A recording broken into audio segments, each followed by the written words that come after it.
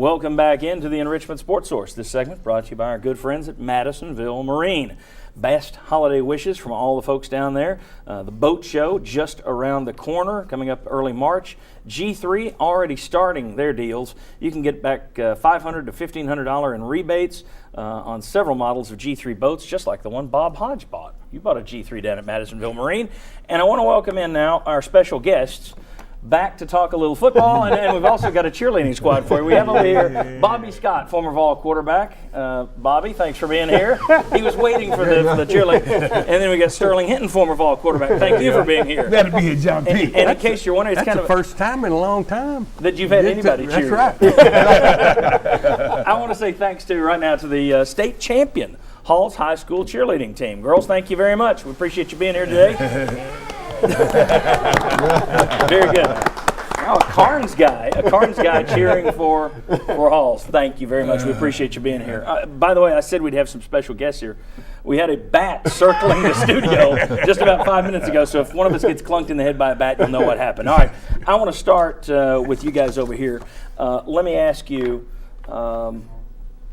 in terms of best moment, what was the best moment of 2013? Let's take a look back at the season. Best moment 2013. Best moment was the comeback versus South Carolina, baby. At home, something happened in that stadium. Something happened, and boy, did it happen. There was a guy in the DJ booth. Oh my goodness, it went down, John. He zeroed in on that just a little bit. He stole mine. Yeah. He stole mine. The Michael Pilardi field goal. When you play for that, when you could have taken maybe a chance or two at trying to score a touchdown, but you had confidence in your kicker, and you played for the field goal to beat South Carolina. And beat Spurrier. That's it in a nutshell right there for me. Look at me in this bloody big nutshell. Austin Powers. What do you, it's got to be beating South Carolina. I mean, best moment. What's the second best moment? Come back to Georgia. I mean, the game they played, the Georgia game, was incredible to me. I mean, that shows some turn right there. I was impressed. We're going to do the worst. See, that's where I was going to now. go. Worst moment. And my worst 2 seconds was when Pig Howard used one hand instead of two, putting that ball over the goal line. No. Are we on worst moment now? We'll move to worst moment because I agree with Bobby. I think the worst moment was. I know what Bob's going to. Bob, I think, is going to say the call that was overturned in the Vanderbilt game. And since it's my show, I was going to say that I think the worst moment, Bobby's right, and the reason is you thought you'd finally broken that jinx, that hex, that curse. And then it was yanked away again, like the LSU game, like the Alabama getting 2 field goals block game, like the Music City Bowl. You didn't know that the next week was going to be the breaker of the streak. Mm-hmm. I think the biggest gut punch, and I know Vandy was big, but I think the biggest gut punch was thinking you had the Georgia game and that yanked away from you. What would that rest of that season been like if you'd beat Georgia, you beat South Carolina? What kind of confidence do you take into the very end of that season? I still think do you win a couple of more maybe? Probably not. You might beat Vanderbilt. The bigger gut punch out of the Georgia game to me was the drive that forced overtime. Allowing them down. Allowing them to get down the field. There was a minute and a few seconds left. They were able to get down there, force overtime. Pig Howard, even if he had scored, Georgia was still going to get the ball again. So you don't know if that's going to be the minute that wins the game or not.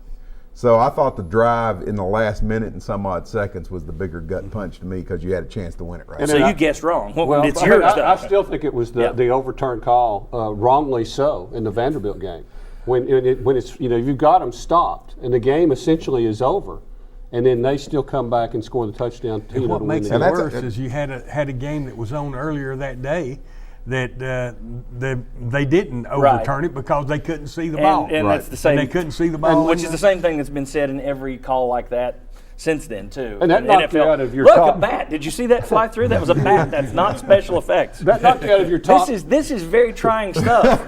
Here we were. We were this close to the 8th Emmy Award, this close, and the bat's got us. Oh, guys, the bat might push us over. The bat might push us over. I see bats all the time. Right. Yeah. Team MVP. Who's the MVP this year? That's easy? Pilardi without a doubt. Yep. What's his middle name? Is his middle name Vincent or something, or he would be MVP? No doubt. Okay, who was second best player? I think Rajon Neal. I think what he was able to show and have a 1,000-yard season and the toughness to stay in games and overcome injuries and some of the touchdown runs he had were pretty. I really hadn't thought of that, but I'm going to go Rajon Neal too. That's a good second choice. Yeah. All right. Breakthrough.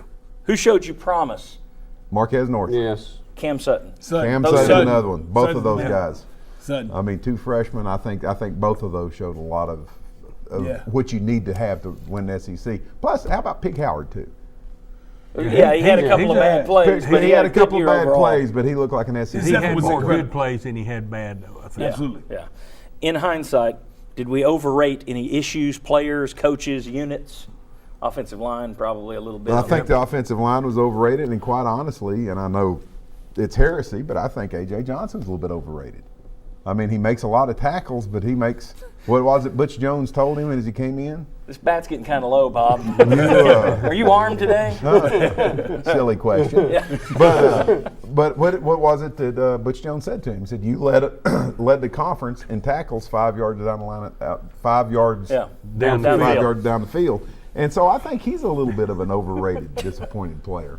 Well, that's hard to say about AJ. You know, he's still was he all SEC this year also? Yep. So it's hard to say he was overrated. No, I would say McCullers had McCullers was, overrated. he was, He needs everything to- was put on He McCullers' needs to back. just start playing further up the field. I'll give Yeah. you one. I'll give you one. In hindsight, something we overrated. Everybody panicked when Jay Graham left. yep. Now you got the number 2 recruiting class in America. Congratulations to him. He's playing for national champ. He's coaching for a national championship. Absolutely.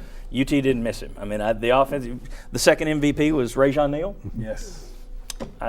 Good for him. Good for UT. That was overrated at the time when he left. It made everybody panic. All right, when we come back, we'll look at the SEC bowl games. Now we're going to actually have Chuck standing. I'm telling you, it's going to be a bat clanging to a head. Come on back on the Enrichment Sports Source.